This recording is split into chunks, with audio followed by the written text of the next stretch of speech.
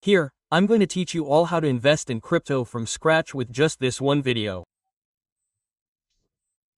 Crypto is a complex subject, so I'm going to divide this video into 3 segments. First, we'll learn the concept. Second, we'll learn how to buy it in practice. And finally, how to store our crypto.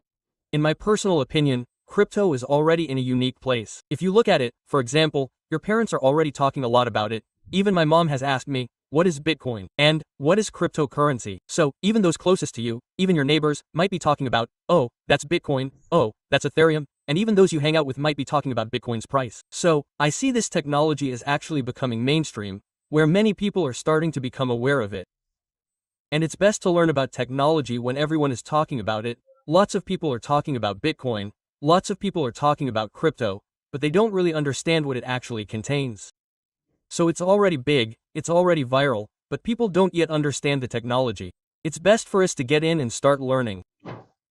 BlackRock is an institutional firm, an asset manager with assets worth $10 trillion. They've already started offering cryptocurrency-based products like Bitcoin. So, the choice is yours. Even banks outside have their eyes open. Well, it's your choice, whether you want to learn or not. I can't force you to learn, but I'll share what I know. We've seen that since the beginning of January, Bitcoin has risen more than 80%. If we compare it to other assets like stocks, mutual funds, and so on, Bitcoin has far outperformed them all. For example, if you put 1 million rupiah into Bitcoin, it would become 1.8 million rupiah in less than 6 months compared to other assets. If you put it in stocks, for example, the 1 million rupiah you put in the stock index, which is a basket of other stocks, would actually be in the red. If you put it there, you might not even have 1.1 million in cash. Whereas if you put it in Bitcoin, that same R million becomes R8 million. Let me tell you a little story. I first entered the cryptocurrency world when I was 16. You can see here that I was still pretty bum. I've experienced a lot of cycles. So, in 2016, Bitcoin went up, then crashed again in 2017. It went up again in 2021, then crashed again in 2022. So, I've been through 2 cycles with this cryptocurrency. I got burned by fake coins in 2017 when I was like, oh, this is great, I bought it, and I lost all my money. And finally, my last cycle was the same, I was still hit. Like Luna, I lost my money on a protocol called Anchor protocol. This protocol offers a fixed 19% interest rate for stable coins, which are cryptocurrencies pegged to the US dollar at a 1-to-1 rate. After years in this world, my portfolio is now more than 90% in cryptocurrency. So, the walk the talk I teach is what I practice myself. The concept we need to understand about the world of cryptocurrency, why all this happens, we have to go back first. We have to understand the concept of money itself. So, we learn why there is paper money, where did coins come from? So, if we start at the beginning, there was a system called barter where we exchange. You have, for example, 10 apples, I have 1 big fish, we exchange. You give me 10 apples, I give you 1 fish. But sooner or later, humans realize that this kind of bartering can't be done.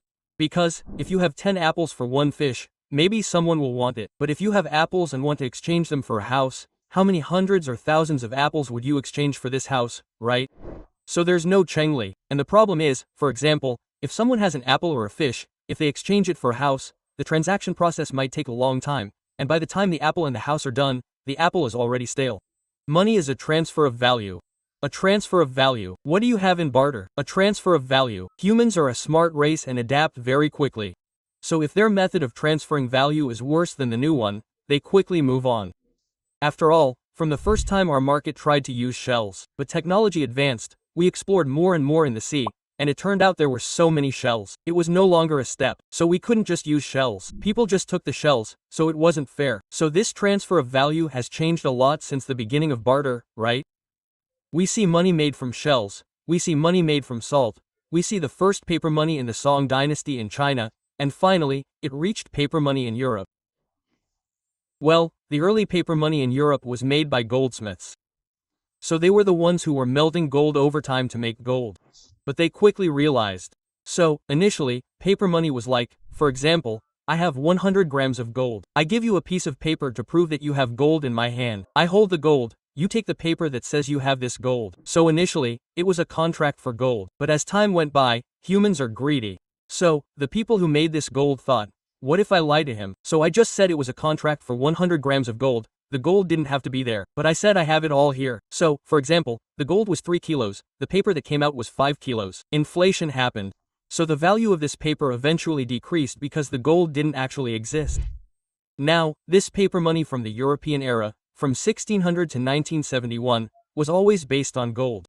Where if there was paper money, there was gold. Until 1971, President Nixon broke the gold standard, where paper money was fiat money and no longer had gold behind it. Now, this is the problem. So, if you ask what is the basis of paper money today, the answer is our trust in the government.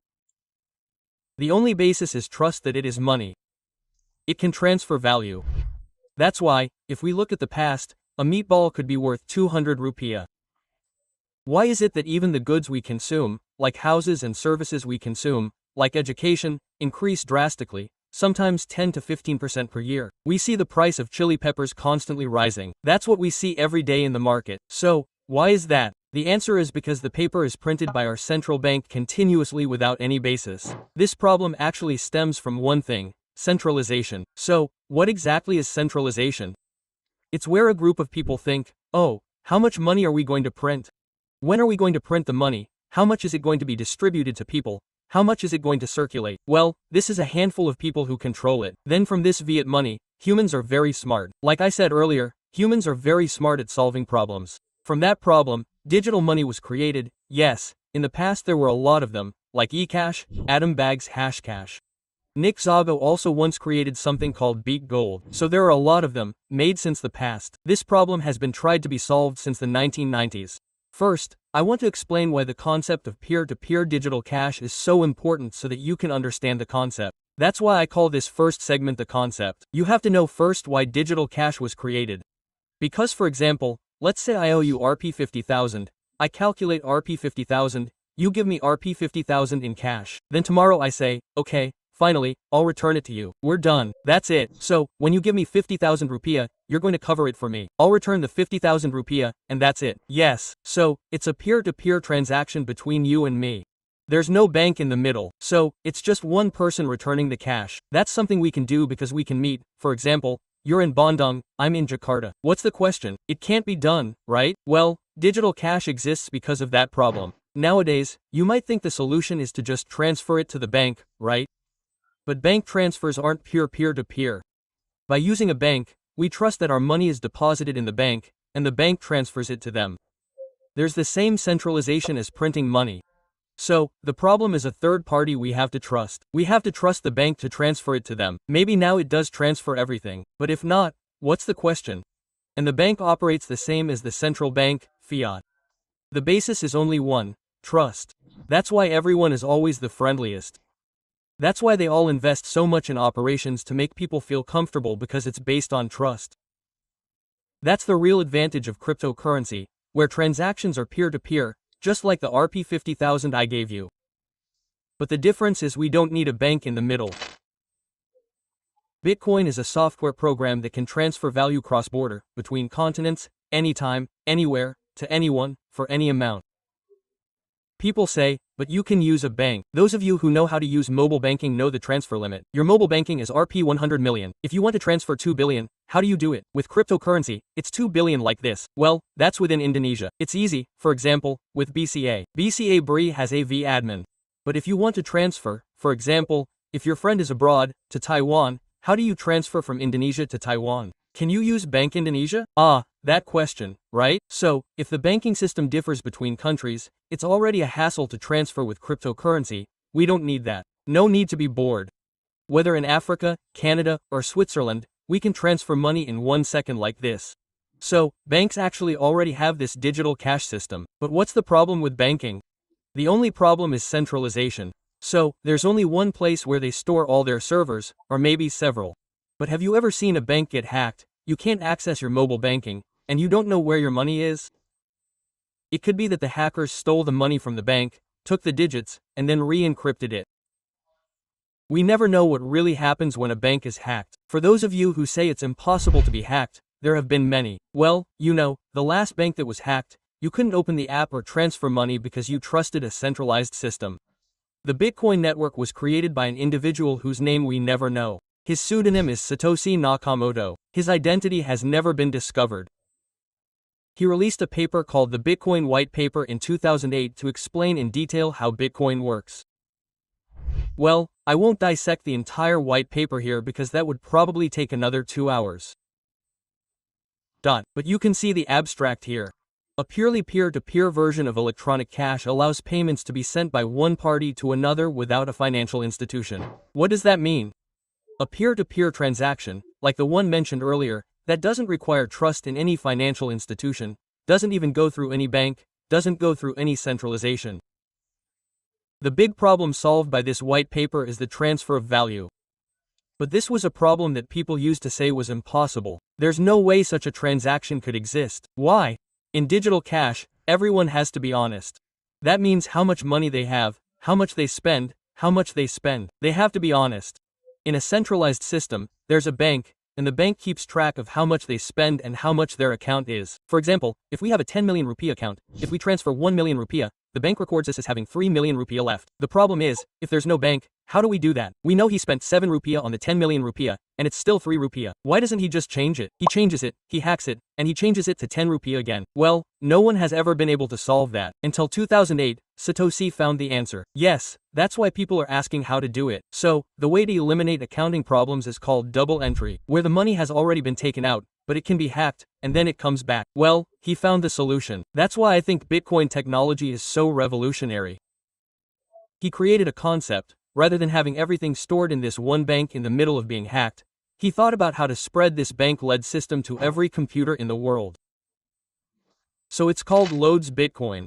So, Bitcoin notes are what run all the ledgers. So, I can run it, and I also run Bitcoin notes. There are many people, tens of thousands, even hundreds of thousands, who run this. Note, it's actually just a regular computer where you can download the Bitcoin software and then run it so you can verify all on-chain transactions. So, the ledger isn't in one place like, for example, BCA Bank. BCA Bank might have several servers, but it's the only one with the ledger. Meanwhile, Bitcoin's notifications are spread across people's home computers. So, the network can't go down. As I said earlier, the problem is that if one location is hacked, the ledger immediately disbands. So, to give you a simple illustration, it's like this. The computer just downloads the Bitcoin software and runs the load. So there are a lot of running lots. Now, all these validators, these Bitcoin validators, are collected into one block. Now, every 10 minutes, this block creates a chain to a new block. So, these are collected and then combined into a block. Once it's a block, every 10 minutes, it creates a chain to another block. Every 10 minutes, it creates a chain to another block. And this is already built into the software. So, this has been the entire program from the Genesis block or the first block to the current block. So every time you make a Bitcoin transaction, it's all recorded in the distributed ledger, combined into a validator, and then into a block. This is called blockchain. Now, a lot of people on YouTube talk about blockchain, but they don't understand the actual concept. Well, every block, as I mentioned earlier, there's a new block every 10 minutes. Every time a block is created, there's something called hashing in this chain. So from block 1 to block 2, there's a hash. Block 2, block 3, block 4, block 5. For example, if there are 10 transactions, there's a lot. Then there are 10 blocks 1 to 10. For you to be able to replace the first distributed lead, yes, the first transaction you have to replace the 2, 3, 4, 5, 6, 7, 8, 9, 1, 0 with hashing earlier. Yes, I didn't discuss it here because it's too complex and takes a long time. But you understand what I mean, and it's impossible for Bitcoin blocks to only have 10 pieces. Yes. Imagine how many Bitcoin blocks there are now and all the chains are connected to the first one. So if you want to hack one in the middle of the number, for example, you want to hack this block number 120, you have to hack from number 1 to the current number. Is it possible or not? The answer is no. For the actual, it takes time. Eat quantum computers for you to be able to break one. Because the encryption is called SHA-256, it takes quantum computers to break one. To break all of them is almost impossible. No one has ever been able to break it since 2008. Starting from the white paper until now. Even though the bounty is like a reward for breaking it is very large. And we know that humans are very smart. There are tons of super skilled hackers in the world, but no one can hack Bitcoin. Why? Because the system is designed to be nearly impossible to hack. If we look at its total market capitalization, the value of Bitcoin is $600 billion. That's bigger than banks like JP Morgan, Bank of America, and other major US banks. If you could hack that one thing, you could replace them all. You could get $600 billion, but no one in the world can do that. So you have a good idea of how Bitcoin works.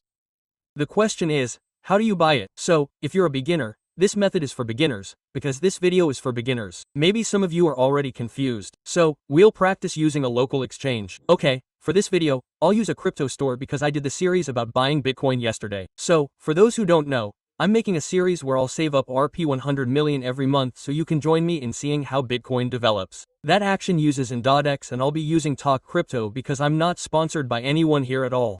So, how do we buy a coin through a centralized exchange? First, we have to register first. Maybe I won't show you how to register here because my account here is already registered. So you register first here, you sign up, you can see below, check the link below. Once you've signed up, you have to do something called KYC because that's an Indonesian regulation. So you have to take a photo of your ID card and all that to be able to access this. Once the KYC process is complete or the process of taking photos and then asking for this and that, you're done. Then you enter the application. Now in the application, if you want to deposit, you just make a regular deposit. Why do I use a local SCS? Because it's easier. If it's a foreign size, you have to use peer-to-peer. But that's also easy, actually. But for this video, I'll try using a local one. Well, here you only need to deposit, right? You deposit. Here there is BIDR, right? You press BIDR and just transfer it to the bank. So you just follow the process and it will be entered. Here I will immediately demonstrate how you buy it. So here there is a menu. You press the one in the middle, which is this trade. Then here you are. Maybe at first you are still confused about what this looks like. So BTC BIDR is the pair. So BTC divided by BIDR. Now BIDR is the rupiah stable coin. So it's not real rupiah but it's the rupiah stable coin. Now once you press it, you can change the pair here to BNB, Bitcoin, Ethereum and others. But for this video I will show you how we can buy Bitcoin for the first time. Now, here I suggest you, there are two, maybe many of you are confused, right? Here there is a price, there is a quantity. So the price is the price of Bitcoin in rupiah, right? So this Q is R57,225 million or something, it keeps changing like that, right? You might be confused. But if you don't have that much money, it's okay. Because Bitcoin was designed by Satoshi to be divided into 100 million units. So, 1 Satoshi is 100 Satoshis, which can be divided into units. So, we want to buy 500,000 Indonesian rupiahs, we want to buy 100,000 Indonesian rupiahs, that's how it works. But here, I've put 1 million Indonesian rupiahs BIDR here, and I'll show you how to buy. So, I suggest to all of you, if you want to buy, you should use what's called a limit order. Why a limit order? With a limit order, it's simple. With a limit order, you have an order book, where there's a price and a quantity of bitcoins queued at that price. It's similar to how stock traders are probably familiar with this order book, but let me explain it for beginners. With a limit order, you're filling liquidity. So, you're helping the exchange fill liquidity. So, your fee. So, if you buy Bitcoin through an exchange, the exchange should definitely make money. Usually 0.10 or 0 com, plus your tax is 0.21. So if you want to buy on an exchange, they definitely charge a fee. Well, this fee is cheaper if you help fill their book.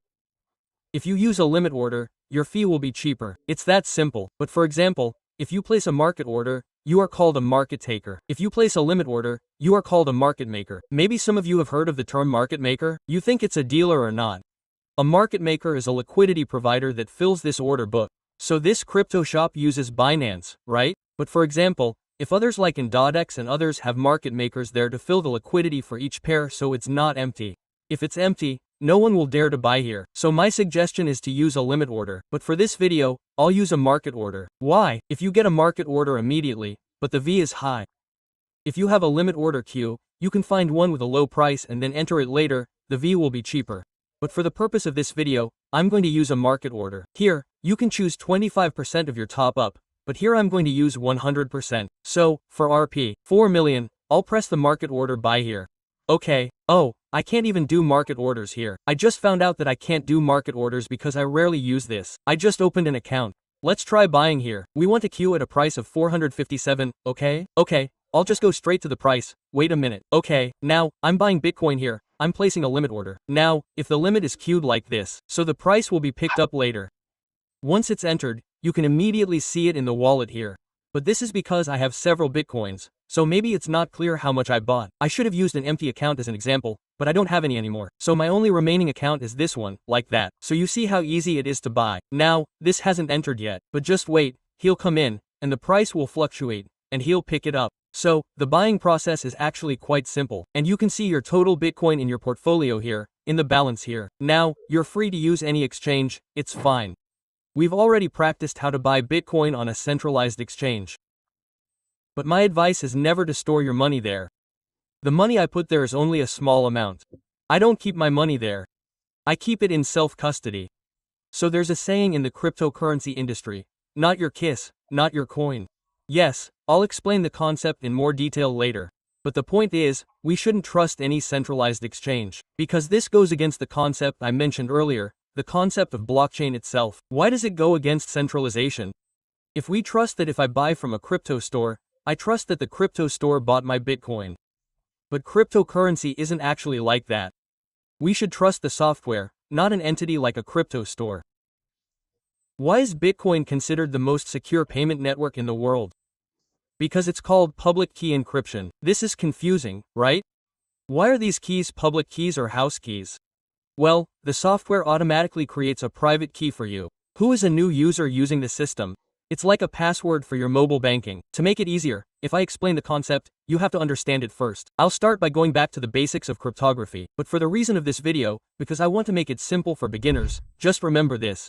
The private key is like your ATM PIN. Meanwhile, this public key is your account number. So, if, for example, you want to transfer your account number to me, I'll give you my public key. It's in the form of hashing. You just copy and paste it and transfer it. It can be the same as an actual account. It's okay to give it to someone like that. If, for example, you want to transfer to me, I'll give you the account, not the PIN. If you give me the private key, it can be opened, and all your Bitcoins can be taken. So don't give me this private key. But maybe someone will ask, but it's not available in crypto stores. It's because you trust them to hold the key. That's why it's called, not your keys, not your coin. Why do I say this? Because there are so many instances of exchange crashes. You can Google months. You can Google quantification X.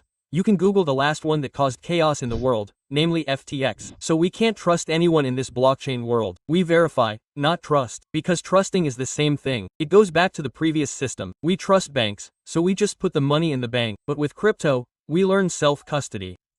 We become our own bank by storing our Bitcoin directly on the blockchain. So the question is, how do we do it? Well, there are two ways. For those of you who don't have the budget, you can use something called a hot wallet, which is free. You can just search for it in the App Store, for example, Trust Wallet, Blue Wallet, or Zengo. You can use those wallets, but they're connected to the internet, and in my opinion, it's still dangerous.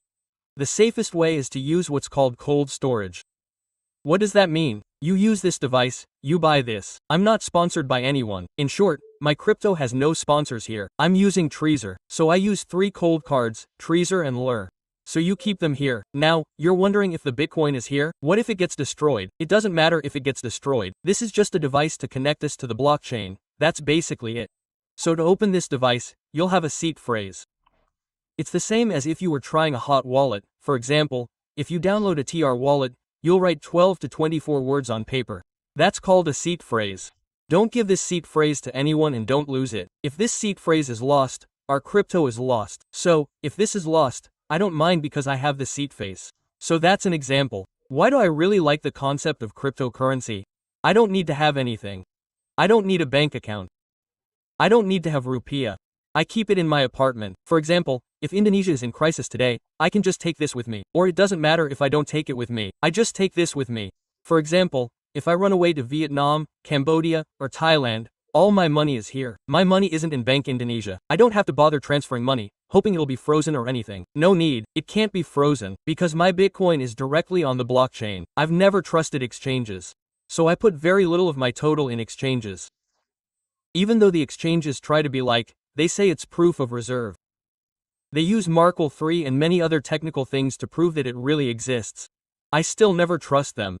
I trust software that isn't human. I don't even trust crypto shops.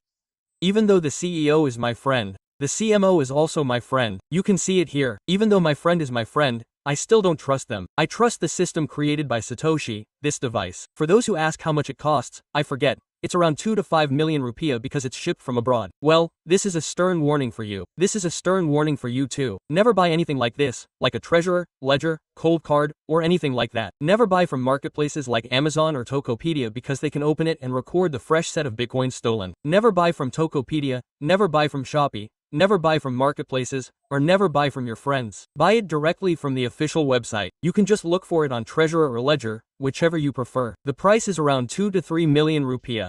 So with that device, you can verify your Bitcoin ownership yourself. Now, for those of you who are starting to get dizzy, your brain is starting to gather, learning like this is only 1% of the knowledge about Bitcoin, maybe not even 1%. So there's still a lot of knowledge to learn about this technology. We haven't discussed what SHA-256 encryption is. We haven't discussed the Bitcoin mining system. This is just the broadest picture. This is the easiest for beginners to understand, so if you like this video, please comment below and we can learn together about this technology.